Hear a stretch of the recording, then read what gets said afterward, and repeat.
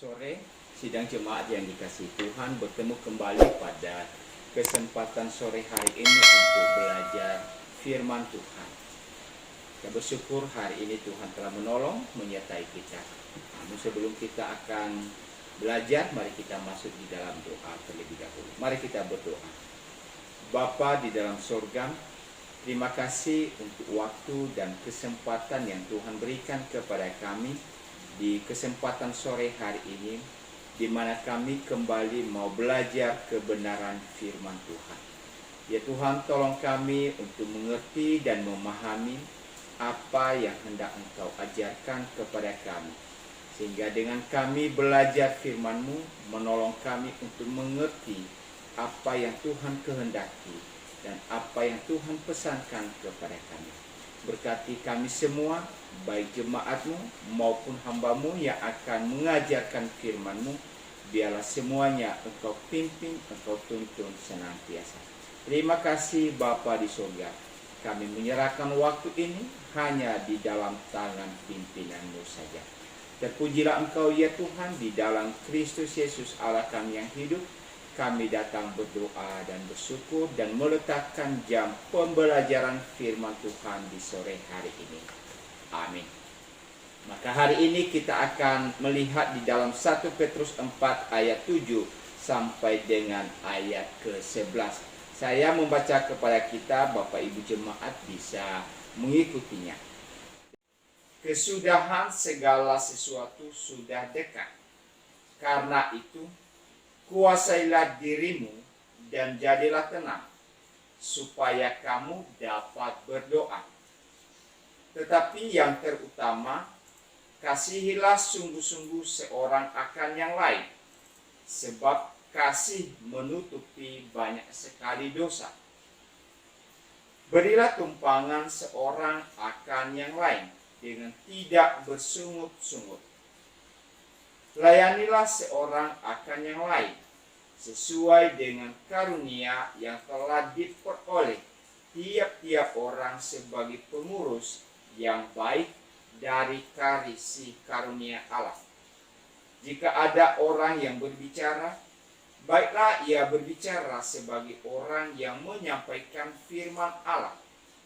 Jika ada orang yang melayani, baiklah ia melakukannya dengan kekuatan yang dianugerahkan Allah, supaya Allah dimuliakan dalam segala sesuatu, karena Yesus Kristus ialah yang mempunyai kemuliaan dan kuasa sampai selama-lamanya.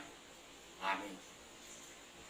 Yang menjadi tema pelajaran kita pada sore hari ini, Bapak Ibu dan Saudara, yaitu siapkanlah dirimu. Apa maksudnya kita mempersiapkan diri kita? Di dalam konteks yang kita baca ini bicara tentang waktu kedatangan Kristus yang kedua kali, sesuai dengan ayat 7 di pertama itu, kesudahan segala sesuatu sudah dekat. Hal ini berkaitan dengan pemahaman-pemahaman jemaat gereja mula-mula tentang kedatangan Kristus yang sudah dekat itu. Maka bagaimana kita mempersiapkan diri di dalam menyambut kedatangan Kristus yang tidak kita tahu kapan itu terjadi. Maka kalau kita melihat di dalam ayat-ayat firman Tuhan, Bapak Ibu dan Saudara, berkaitan dengan kedatangan Kristus yang sudah dekat itu, maka ada 3 pengertian yang diberikan kepada kita tentang arti kedatangan Kristus. Yang pertama, apa yang disebut dengan apokalipsis. Apa itu apokalipsis? Apokalipsis menunjukkan kepada penyibakan atau penyingkapan dari sesuatu yang menghalangi kita untuk memandang kepada Kristus. Disingkapkan kepada kita tentang tanda-tanda bahwa Kristus segera datang kembali. Nah, itu yang disebut dengan makna apokalipsis, yaitu penyingkapan diungkapkan kepada kita, disingkapkan tentang tanda-tanda seperti apa yang pernah disampaikan oleh Tuhan Yesus tentang tanda-tanda akhir zaman. Maka itulah yang menandakan atau menandai tentang kehadiran daripada Kristus yang kedua kali. Ada istilah yang lain, yaitu yang kedua, yaitu disebut dengan Epifani. Epifani adalah maknanya penampakan, di mana di dalam penampakan itu, Bapak Ibu dan Saudara, sesuatu yang tersembunyi sekarang dinyatakan, ditampakkan kepada kita, dibuktikan kepada kita bahwa ia pasti akan datang kembali. Ada satu penampakan, ada satu penyataan di mana tanda-tanda itu mulai kelihatan. Maka di dalam kita mempersiapkan itu, waktu yang sudah dekat, Tuhan memberikan tanda-tanda itu kepada kita. Itulah sebabnya perlu kesiapan diri kita, sehingga ketika Kristus datang kedua kali, kita benar-benar telah siap. Dan kita tidak begitu kaget karena Tuhan sudah memberikan tanda-tanda penampakan itu. Dan yang ketiga, apa yang disebut dengan parousia, yaitu waktu di mana Kristus nanti akan datang kedua kali. Dan kita tahu itu bicara tentang akhir zaman, di mana di situ nanti ada namanya pengadilan bagi setiap orang. Ada yang ditempatkan di bawah penghukuman di dalam kekekalan, ada juga yang diberikan mahkota kemuliaan oleh karena iman percaya mereka kepada Kristus. Di situ Yesus hadir sebagai hakim bagi kita. Maka itulah tanda-tanda peristiwa di dalam kedatangan Kristus yang kedua kali yang Alkitab ajarkan kepada kita, Bapak, Ibu, dan Saudara. Maka berkaitan dengan peristiwa kedatangan itu, maka apa yang diajarkan oleh firman Tuhan kepada kita, bagaimana kita di dalam mempersiapkan diri, bagaimana kita di dalam menyambut akan kedatangan itu kelak.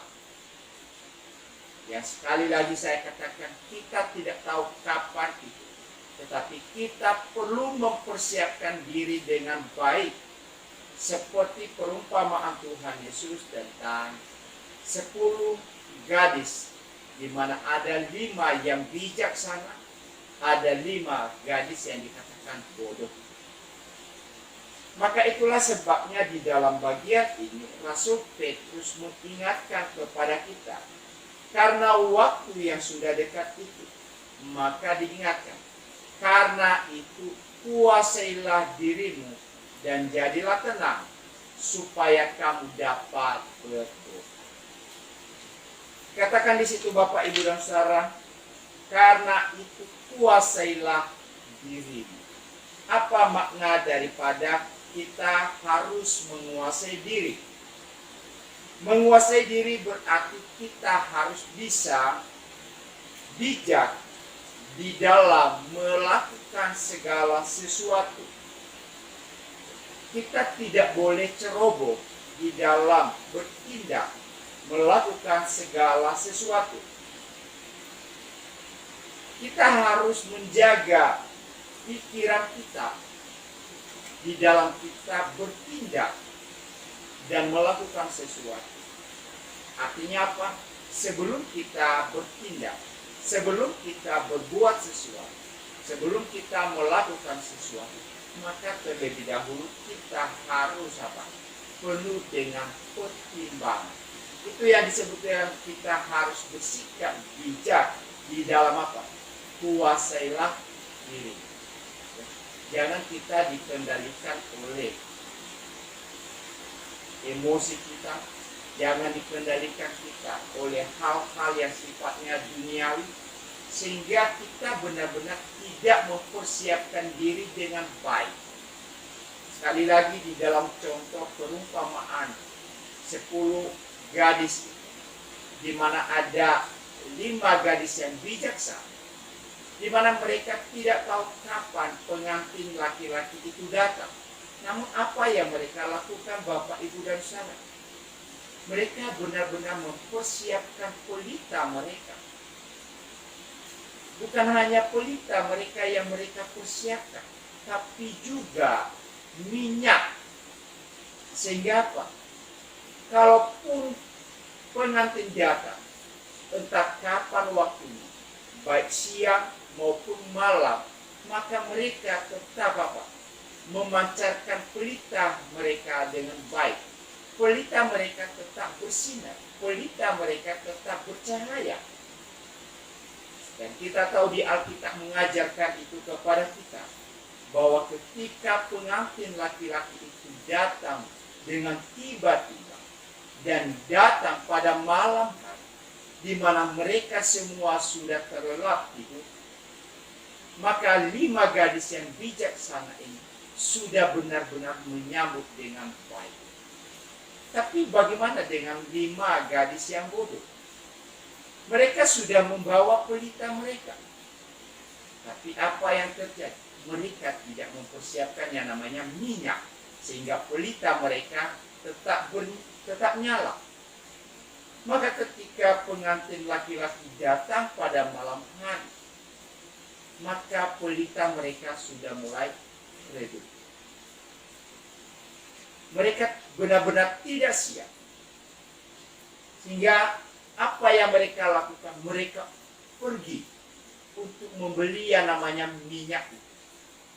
Tapi alangkah malang nasib mereka, karena ketika pengantin laki-laki itu datang, mereka sudah pergi, dan ketika mereka pulang, pintu telah tertutup bagi mereka, dan mereka tidak bisa masuk di dalam perjamuan yang dilakukan oleh pengantin laki-laki itu. Sekali lagi, kenapa mereka tidak bisa masuk? Karena sebelumnya mereka belum mempersiapkan diri dengan sebaik-baiknya. Mempertimbangkan waktu yang sudah dekat itu, maka kita harus bersikap bijak.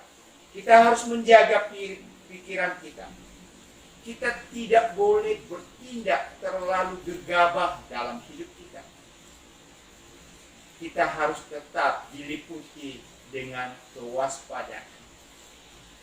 Maka di dalam melakukan apapun dalam hidup kita, Bapak, Ibu, dan Saudara, maka juga Tuhan mengatakan kepada kita untuk melakukan itu dengan penuh kesungguhan. Bersungguh-sungguh melakukan sesuatu.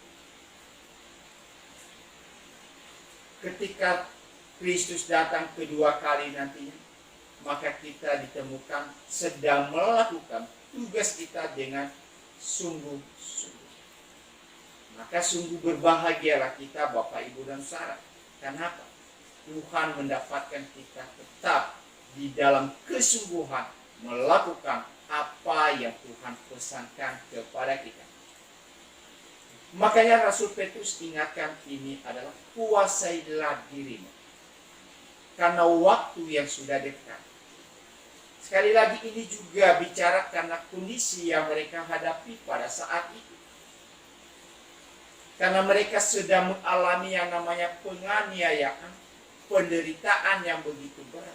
Bisa saja oleh karena situasi yang tidak memungkinkan, akhirnya apa? Mereka abai. Mereka lalai dalam hidup mereka. Mereka tidak bersungguh-sungguh. Apalagi di dalam iman mereka kepada Tuhan. Bisa saja mereka meninggalkan Tuhan. Maka saudara-saudara yang dikasihi oleh Tuhan, di dalam hal ini kita benar-benar harus bersungguh-sungguh, harus benar-benar mempersiapkan diri dengan sebaik-baiknya. Hal ini berkaitan dengan apa? Yang dinamakan dengan kedisiplinan diri kita. Kita tidak boleh menanggapi segala sesuatu dengan tergesa-gesa, tidak terburu-buru, tapi harus mendisiplinkan diri kita dengan baik. Baik itu di dalam ibadah kita, misalkan saya ambil contoh Bapak, Ibu, dan Saudara, di tengah-tengah situasi yang ada sekarang ini,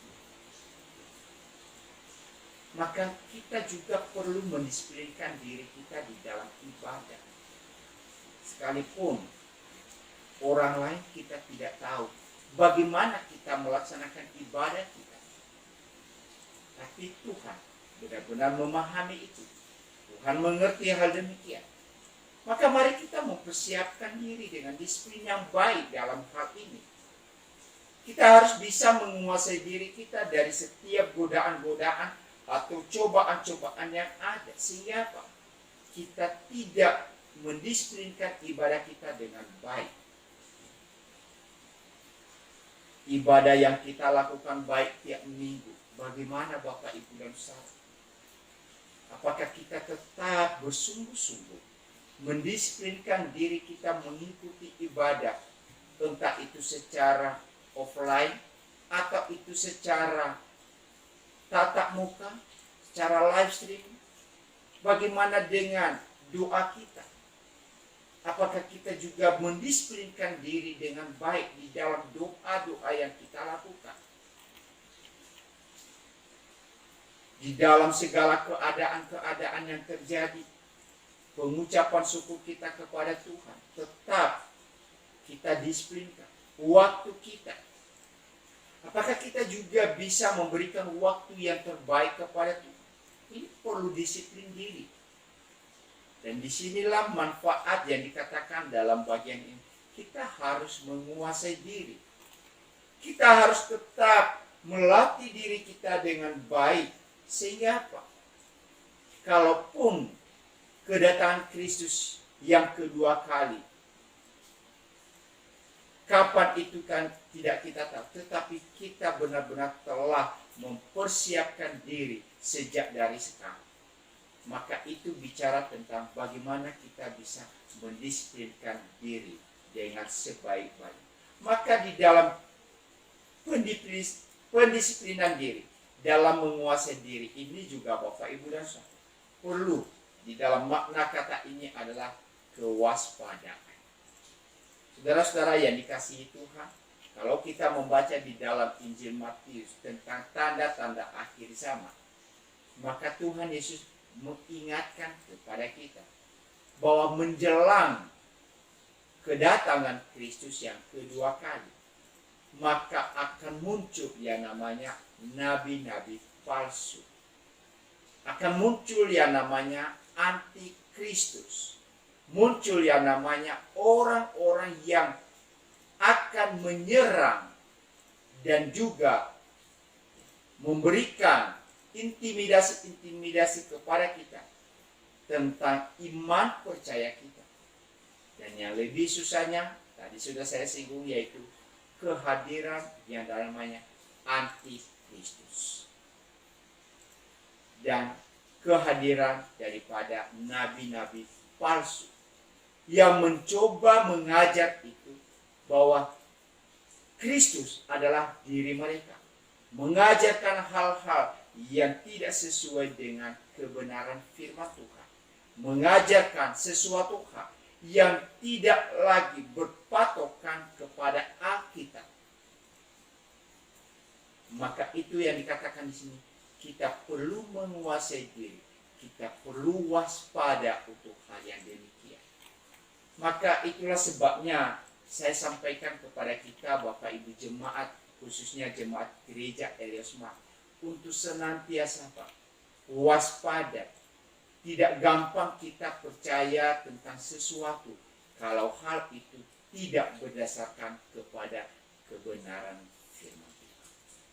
Uji segala sesuatu, apakah itu sesuai dengan firman Allah atau tidak. Maka perlu kewaspadaan di sini Bapak, Ibu, dan Saudara, agar kita tidak tersesat. Ajaran-ajaran dunia ini sangat menggiurkan bagi kita saat ini. Tapi ingat, Tuhan Yesus sudah ingatkan kepada kita bahwa menjelang kedatangannya, maka akan muncul yang namanya nabi-nabi palsu. Muncul yang namanya pengajar-pengajar sesat. Maka sebagai jemaat gereja Eleos Malang, saya harapkan kepada kita Bapak Ibu dan Saudara, seperti tadi saya sampaikan, mendisiplinkan diri kita di dalam belajar kebenaran firman Tuhan, sehingga kita tidak mudah disesatkan oleh apapun juga. Mempelajari firman Tuhan yang murni, mempelajari firman Tuhan yang benar, sehingga iman kita tetap teguh di dalam Tuhan. Itulah sebabnya di dalam bagian selanjutnya Rasul Petrus berkata, jadilah tenang, supaya kamu dapat berdoa. Tentu apa hubungannya ketika Petrus menyampaikan ini? Perlu ketenangan. Di mana ketika Kristus akan datang kedua kali yang tidak kita tahu kapan itu terjadi, di mana kita harus menguasai diri, tetapi juga perlu ketenangan. Tadi sudah saya sampaikan Bapak Ibu dan Saudara bahwa persoalan yang sedang dihadapi pada saat itu adalah penderitaan yang begitu berat. Maka di dalam mereka menghadapi yang namanya penderitaan yang begitu berat, maka bisa saja mereka tidak bisa hidup tenang dan bisa saja menjerumuskan mereka hidup di dalam dosa. Ketika kita sedang berhadapan dengan situasi yang terjadi Bapak Ibu dan Saudara, secara tiba-tiba misalkan kita mengalami yang namanya keadaan-keadaan yang tidak menyenangkan dalam kehidupan kita, maka secara manusia maka kita tidak akan bisa tenang. Kita berusaha untuk bisa mencari apa penyebabnya, solusinya seperti apa. Kita bertindak, bisa saja di dalam ketidaktenangan kita bisa bertindak gegabah dan lain sebagainya. Maka itulah sebabnya di dalam bagian ini mencegah orang untuk jatuh di dalam dosa. Maka Rasul Petrus melalui firman Tuhan ini diingatkan, jadilah tenang. Lalu dilanjutkan dengan apa? Supaya kamu dapat berdoa. Ternyata Bapak Ibu dan Saudara, di dalam menyikapi keadaan, di dalam menyikapi situasi yang tidak menyenangkan sekalipun, maka kita tidak boleh tergesa-gesa tadi. Tetapi yang dianjurkan kepada kita, bagaimana kita datang kepada Tuhan di dalam doa. Mengapa dipentingkan di sini di dalam doa itu Bapak Ibu dan Saudara? Bahwa di dalam doa itu adalah senjata di dalam kita menghadapi berbagai persoalan hidup. Di dalam doa kita senantiasa bisa menyampaikan segala apa yang menjadi beban-beban hidup kita.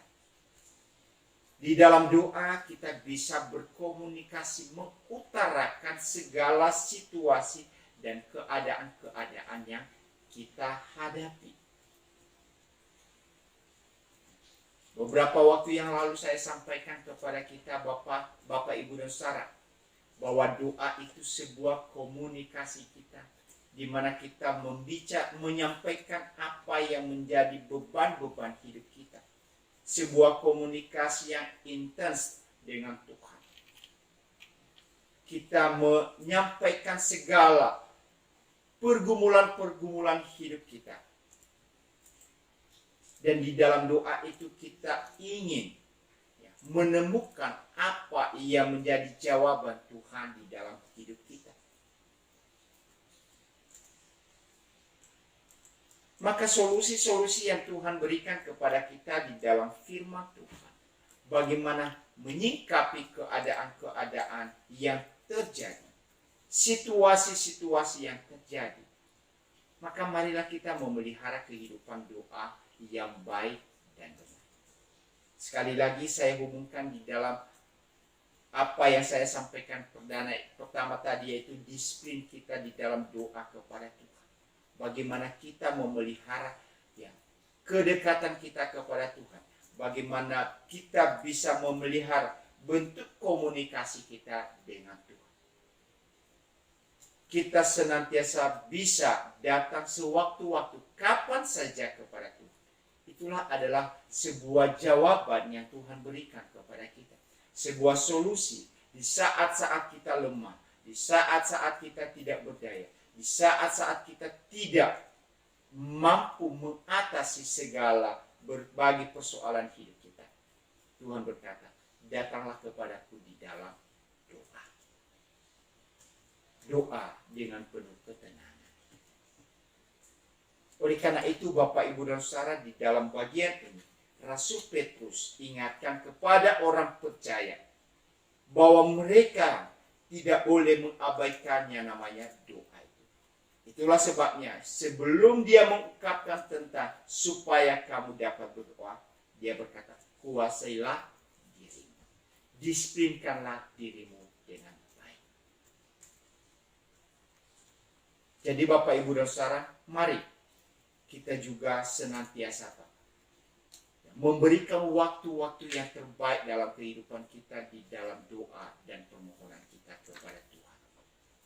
Di gereja kita ada kegiatan doa yang dilaksanakan setiap hari Kamis. Walaupun itu secara live streaming Bapak, Ibu, dan Saudara. Tapi mari kita bisa menggunakan waktu itu, di mana kita boleh datang kepada Tuhan di dalam doa. Kita boleh menyampaikan segala pergumulan-pergumulan kehidupan kita, gereja kita, situasi-situasi yang kita hadapi saat ini. Gunakan, manfaatkan waktu itu. Kita siapkan diri kita untuk menggunakan setiap momen-momen yang telah Tuhan berikan kepada kita. Selanjutnya, apa yang Tuhan juga tekankan di dalam bagian ini, di dalam kita menyambut akan kedatangan Kristus yang kedua kali itu, di mana kita harus mempersiapkan diri dengan sebaik-baiknya. Ayat 8. Tetapi yang terutama, kasihilah sungguh-sungguh seorang akan yang lain, sebab kasih menutupi banyak sekali dosa. Saudara-saudara yang dikasihi Tuhan, bicara tentang kasih di sini adalah kasih di antara sesama umat percaya. Maka di dalam menyatakan kasih, ayat Alkitab mengatakan kepada kita, kasihilah sungguh-sungguh seorang akan yang lain. Yaitu di dalam kehidupan sebagai umat Tuhan, di dalam menyingkapi situasi yang ada, penderitaan yang ada, maka bukan artinya Bapak, Ibu, dan Saudara kita hanya memikirkan diri kita sendiri. Ini tidak hanya membawa kita kepada ego pribadi kita masing-masing, tetapi justru di dalam situasi yang penuh dengan tantangan itu, penuh dengan keadaan-keadaan yang menimbulkan penderitaan, maka wujud kasih itu harus dinyatakan. Salah satu contoh yang kita boleh lihat saat ini melalui keadaan virus corona ini, maka kita bisa melihat Bapak, Ibu, dan Saudara, orang-orang percaya dimanapun saat ini, mereka berlomba-lomba untuk bisa menyatakan kasih mereka satu dengan yang lain. Saling tolong-menolong satu dengan yang lain. Saling membantu satu dengan yang lain. Contoh di dalam gereja kita Bapak, Ibu, dan Saudara, yaitu bidang diakonia. Itu adalah salah satu sarana di mana kita sebagai umat percaya menyatakan kasih kita kepada satu dengan yang lain. Menyalurkan apa yang kita dapatkan melalui diakonia untuk disalurkan kepada orang-orang yang memang membutuhkan pertolongan. Sekali lagi, kenapa hal itu terjadi? Ya karena memang keadaan kita sekarang ini di mana kita dilarang untuk bisa berkumpul terlalu banyak. Memang ada niat kita untuk bisa menyalurkan kasih kita kepada sesama. Tentu kita difasilitasi melalui keberadaan diakonia gereja. Maka Bapak Ibu dan Saudara, mari kita memanfaatkan itu dengan baik. Supaya apa? Di dalam keadaan-keadaan yang sedemikian pun, situasi yang terjadi sekarang ini pun, kasih persaudaraan kita tetap terpelihara. Perhatian kita satu dengan yang lain tetap terjaga. Hubungan istimewa kita di antara semua orang-orang percaya itu, sesama jemaat itu, tetap terpelihara dengan sebaik-baiknya. Kita memiliki sifat yang ramah dan saling menyenangkan satu dengan yang lain. Nah, inilah praktik yang dikatakan di dalam keadaan-keadaan yang tidak menyenangkan itu. Kita bisa menyatakan kasih kita. Karena apa Bapak Ibu dan Saudara? Melalui menyatakan kasih itu juga adalah bagian daripada Allah memakai itu sebagai sarana untuk mewartakan kasih karunia-Nya bagi orang lain. Melalui itu juga, bagi orang-orang yang mungkin belum mengenal akan Tuhan. Dan di dalam sejarah gereja, di dalam Alkitab juga menyatakan dan membuktikan itu kepada kita Bapak Ibu dan Saudara. Di tengah-tengah keadaan-keadaan yang tidak menyenangkan, di mana orang-orang percaya pada zaman gereja mula-mula, mereka saling mengasihi satu dengan yang lain, saling menopang satu dengan yang lain, saling mendukung satu dengan yang lain. Dan akhirnya apa yang terjadi? Gereja itu semakin hari semakin berlimpah. Jumlah orang percaya semakin hari semakin banyak. Jadi bukan saja di dalam relasi mereka kepada Tuhan, hubungan pribadi mereka, tetapi apa? Mereka juga menyatakan itu di dalam tindakan yang boleh dilihat oleh orang lain. Jadi mari Bapak Ibu dan Saudara, nyatakanlah kasih kita itu. Buktikanlah bahwa kita ada di dalam Tuhan, di mana kita saling mendukung satu dengan yang lain di dalam keadaan yang tidak menyenangkan sekalipun. Maka yang juga ditekankan di dalam bagian ini Bapak Ibu dan Saudara, kita harus mengasihi itu dengan sungguh-sungguh. Kasih yang sungguh-sungguh itu adalah kasih yang ada dan keluar dari dalam hati kita. Kasih yang berasal dari pengenalan kita akan Tuhan. Kasih yang benar-benar boleh muncul di dalam kehidupan kita oleh karena kita telah menerima kasih daripada Allah. Maka di dalam praktek kasih yang sungguh-sungguh itu, Rasul Petrus ingatkan apa? Sebab kasih menutupi banyak sekali dosa. Apa maksudnya Bapak Ibu dan Saudara? Di dalam praktek kasih tadi, kalau tadi saya sarankan tentang masalah kita saling membantu satu dengan yang lain di dalam keadaan-keadaan yang sedemikian rupa. Tetapi bisa juga di dalam relasi satu dengan yang lain. Kadang-kadang itu bisa menimbulkan hal-hal yang tidak menyenangkan Bapak Ibu dan Saudara. Maka di dalam bagian ini, Rasul Petrus atau firman Allah menekankan kepada kita. Mari kita bisa membuktikan kasih yang sungguh-sungguh itu dengan apa? Menutupi yang namanya dosa.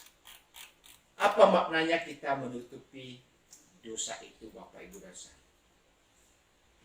Kasih membuat orang cenderung memaafkan dan melupakan pelanggaran yang dilakukan orang terhadap diri mereka. Nah, Itulah kasih yang menutupi banyak dosa. Tidak mengungkit-ungkit kesalahan orang lain, tetapi cenderung memaafkan, cenderung melupakan, tidak mengingat, menutupi, dan bukan memperburuk, bahkan menyebarkan dosa orang lain. Bapak, Ibu, dan Saudara, ketika seseorang berbuat salah, maka kecenderungan manusia apa? Supaya dosa orang lain itu bisa diketahui oleh banyak orang. Lalu apa manfaatnya? Apa gunanya? Bukankah itu hanya untuk mempermalukan orang lain? Tentu hal ini tidak sesuai dengan apa yang dinyatakan oleh firman Tuhan. Justru dia berkata, ketika ada kasih, maka kita menutupi banyak sekali dosa. Bukan justru menyebarkan dosa-dosa orang lain, memberitakan atau menggosipkan. Ya, istilah kerennya sekarang ini adalah kita menggosipkan, kita coba menyiarkan, kita coba mengumbar tentang kesalahan-kesalahan orang lain itu. Bahkan mencoba mengintimidasi orang lain itu oleh karena dosa-dosanya. Tidak demikian dalam firman Tuhan ajarkan kepada kita. Kalau kita memiliki yang namanya kasih, maka kita harus bisa memaafkan. Kita harus bisa melupakan. Kita harus bisa menutupi yang namanya dosa sesama. Kasih sejati mengajarkan kita untuk mengasihi mereka yang lemah dan telah melakukan banyak kejahatan sebelum mereka bertobat. Justru dengan adanya kasih, kita disarankan dan kita diingatkan untuk membawa mereka di dalam pertobatan. Hal ini juga mengingatkan kepada kita tentang apa yang pernah Tuhan Yesus sampaikan di dalam Matius pasal 6 ayat yang ke-14. Saya baca kepada kita Matius 6 ayat ke-14, dikatakan di sini. Karena jikalau kamu mengampuni kesalahan orang, Bapamu juga di surga, Bapamu yang di surga akan mengampuni juga. Ayat 15, tetapi jikalau kamu tidak mengampuni orang, Bapamu juga tidak akan mengampuni kesalahanmu. Jadi di sini kita bisa melihat relevansinya Bapak, Ibu, dan Saudara. Di mana kasih menutupi banyak dosa. Di mana kasih itu memberikan yang namanya anugerah pengampunan. Dan ingat firman Tuhan berkata, orang yang sedikit menikmati kasih Allah, maka sedikit memberikan namanya pengampunan. Orang yang telah menikmati banyak kasih Tuhan, maka ia juga banyak memberikan yang namanya pengampunan kita. Kasih menutupi segala dosa. Pernyataan daripada Petrus ini, Bapak, Ibu, dan Saudara, kalau kita mau melihat beberapa maknanya. Tadi sudah saya singgung di dalam Matius pasal 5. Kemudian di dalam Amsal 10 ayat 12 juga mengingatkan kepada kita bagaimana mempraktekkan tentang kasih yang menutupi segala dosa itu. Amsal 10 ayat 12. Saya baca kepada kita. Kebencian menimbulkan pertengkaran, tetapi kasih menutupi segala pelanggaran. Ini dua hal yang bertolak belakang. Orang yang memiliki kasih menutupi pelanggaran, tetapi orang yang benci justru menimbulkan yang namanya pertengkaran. Orang yang mengingat akan kesalahan sesama justru menciptakan yang namanya kebencian, menciptakan yang namanya pertengkaran, menciptakan yang namanya perselisihan. Tetapi orang yang memiliki kasih, maka ia akan menutupi segala pelanggaran yang dilakukan oleh sesama. Di dalam Yakobus pasal 5 ayat 20. Yakobus pasal 5 ayat 20. Ketahuilah bahwa barang siapa membuat orang berdosa berbalik dari jalannya yang sesat, ia akan menyelamatkan jiwa orang itu dari maut dan menutupi banyak dosa. Nah, di dalam ayat ini kita juga bisa melihat bahwa dengan adanya kasih membantu orang berdosa untuk berbalik kepada Tuhan. Dan ini kita bisa buktikan di dalam hidup kita, Bapak, Ibu, dan Saudara. Karena begitu besar kasih Allah kepada kita, maka pengorbanan Tuhan Yesus itu sangat memberikan dampak dalam hidup kita. Dampaknya apa? Kita diselamatkan. Bahkan bukan hanya diselamatkan, Bapak, Ibu, dan Saudara. Ayat firman Tuhan mengajarkan kepada kita, kita diangkat menjadi anak-anak Allah. Bayangkan itu, Bapak, Ibu, dan Saudara. Orang berdosa, tetapi sekarang menjadi anak-anak Allah. Orang berdosa, sekarang menjadi orang yang dikasihi oleh Tuhan.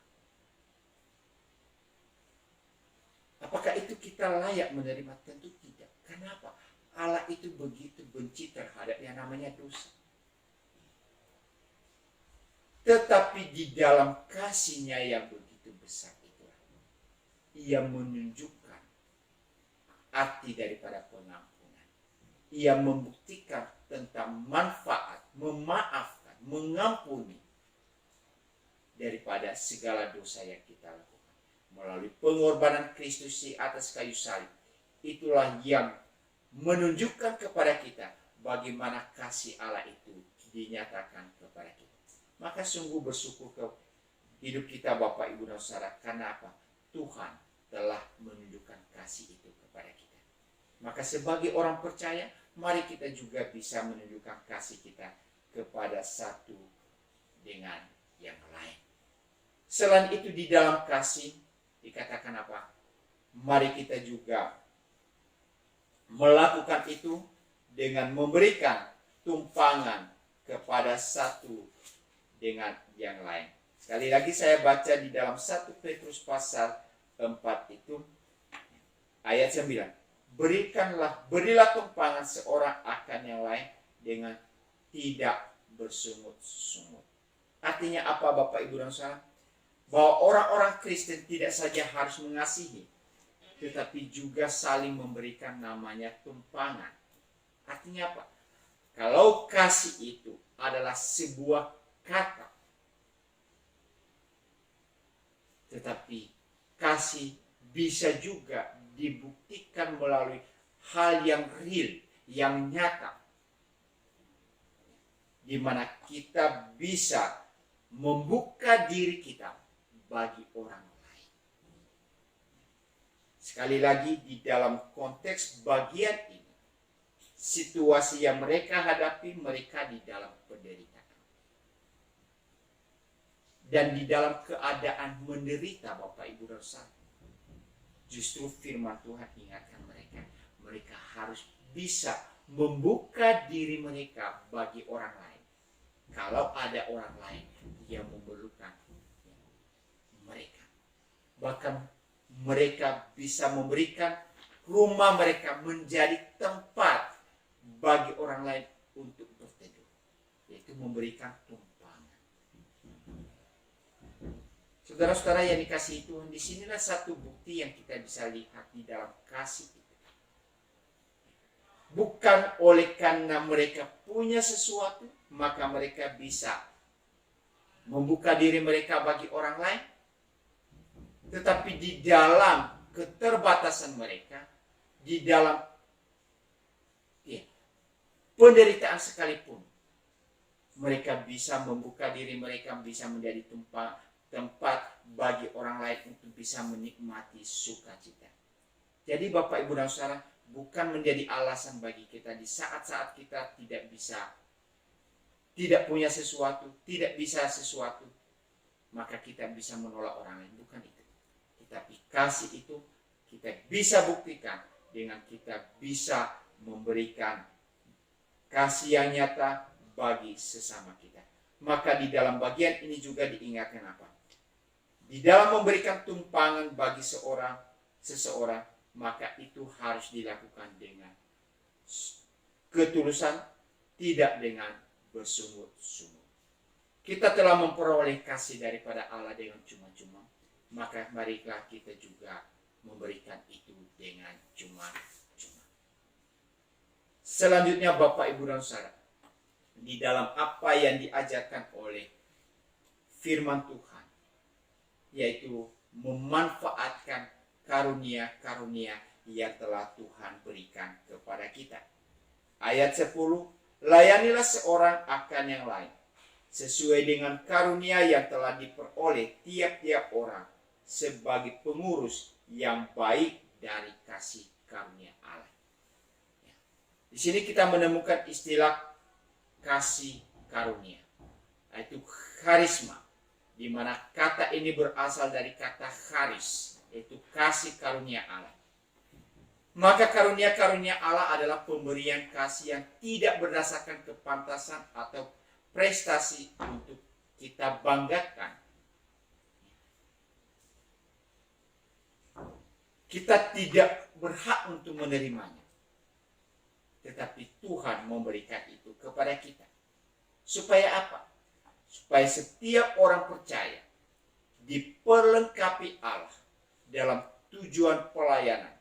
Dan bukan hanya itu, juga bermanfaat bagi gerejanya. Untuk menumbuhkan gerejanya, untuk mengembangkan gereja, untuk bisa menjadi berkat bagi orang lain. Maka mari kita menggunakan setiap karunia-karunia yang Tuhan berikan. Ya, karunia apapun harus digunakan untuk melayani seorang akan yang lain, tanpa menganggap diri sendiri sebagai tuan, tetapi hanya pengurus yang baik dari kasih karunia atau berbagi karunia daripada Allah. Saudara, diingatkan di sini kita ini adalah hanya pengurus yang baik yang dipercayakan oleh Tuhan. Kita tadi saya katakan kita tidak layak menerimanya, tetapi Tuhan mempercayakan itu kepada kita. Maka manfaatkan apa yang telah Tuhan berikan itu kepada kita. Bahwa setiap orang percaya penting peranannya bekerja secara efektif bagi gereja. Tidak percuma Tuhan menempatkan kita di dalam gereja. Supaya apa? Kita bisa bermanfaat bagi orang lain. Maka ada beberapa contoh yang bisa diberikan kepada kita bagaimana kita bisa memanfaatkan karunia yang Tuhan berikan itu, Bapak, Ibu, dan Saudara. Misalkan dalam berbicara, ya, yaitu berbicara atau mengajar, harus melakukan sebagai orang yang menyampaikan firman Allah. Apa maknanya, Bapak, Ibu, dan Saudara? Yaitu mengarahkan jemaat untuk mengenal Allah, membangun iman jemaat. Melakukan segala sesuatu itu harus dengan murni. Melakukan itu dengan sungguh-sungguh, penuh hormat dan penuh hidup. Bagaimana kita di dalam membangun orang lain di dalam perkataan-perkataan kita. Maka di dalam bagian ini disarankan, dianjurkan kepada kita, diarahkan kepada kita untuk menyampaikan seperti orang yang sedang menyampaikan firman Allah. Maka di dalam perkataan kita, di dalam apa yang kita ungkapkan, di dalam apa yang kita sampaikan, seharusnya itu bisa membangun orang lain, bukan melemahkan orang lain, bukan menghancurkan orang lain, tetapi membangun orang lain, dan lebih-lebih menolong orang lain untuk mengenal akan Tuhan. Yang kedua, yaitu dalam melayani. Di dalam bagian ini, kalau ada orang yang melayani, maka ia harus melakukannya dengan kekuatan yang dianugerahkan oleh Allah. Melayani sesuai kemampuannya. Artinya, Bapak, Ibu, dan Saudara, Ketika ia melakukan sesuatu, ia sadar bahwa ia tidak berdaya, ia tidak punya kekuatan, tetapi yang memampukan dia itu adalah Allah. Dia telah diberikan kekuatan oleh Tuhan. Kemampuan yang kita miliki hari ini, Bapak Ibu dan Saudara, sesungguhnya itu adalah berasal daripada Tuhan. Oleh karena itu, mari kita menggunakan sesuai dengan apa yang Tuhan berikan kepada kita. Dan yang terakhir, di mana juga mengingatkan kepada kita bahwa tujuan dari apa yang telah Tuhan berikan kepada kita. Di ayat 11, supaya Allah dimuliakan dalam segala sesuatu karena Yesus Kristus. Ialah yang mempunyai kemuliaan dan kuasa sampai selama-lamanya. Jadi di dalam bagian-bagian yang diuraikan oleh Petrus di dalam kita menyambut akan kedatangan Kristus yang kedua kali, di mana kita harus mempersiapkan diri dengan baik, kita harus menguasai diri kita dengan baik, kita harus berdoa, kita harus mengasihi, kita harus bisa memberikan tumpangan, kita harus bisa melayani, kita harus bisa berbicara, membangun orang lain, melayani. Tapi ingat, tujuan semua itu adalah untuk kemuliaan daripada Tuhan.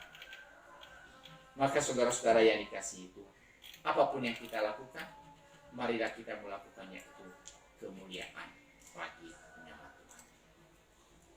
Ketika kita masih diberikan kesempatan oleh Tuhan sampai hari ini, mari kita menggunakan kesempatan itu, siapkan diri kita dengan baik, sehingga ketika Kristus datang kedua kali, kita telah didapatkan siap.